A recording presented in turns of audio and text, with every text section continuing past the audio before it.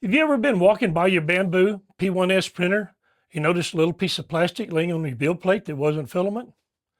Well, that's what happened to me. And in this video, I'll show you where that piece of plastic came from, how to make the repairs on your printer with no tools in less than 1 minute. So stay tuned. When I found that piece of plastic on my build plate, the first thing that I did was took a flashlight and I shined it up on the inside of the printer looking for anything that might have been missing or broken or something like that.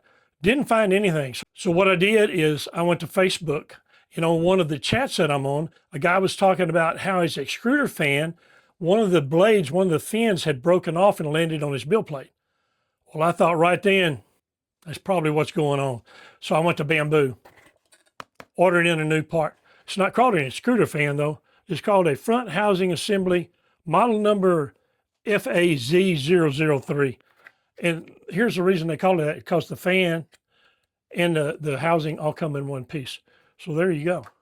So getting back to the printer, I came out here, it was about halfway done. I noticed on my display screen, there was an error message telling me my extruder fan had quit working.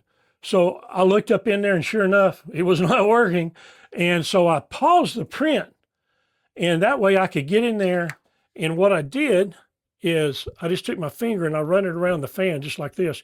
Because sometimes what happens is a piece of filament will get hung up in that blade and keep it from turning.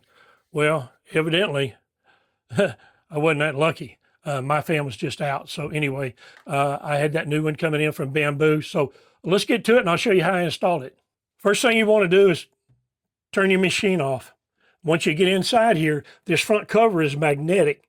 So it doesn't take any tools or anything to get it off. So you just pop it loose, get your electrical connection, take it loose, old part gone, new part coming in.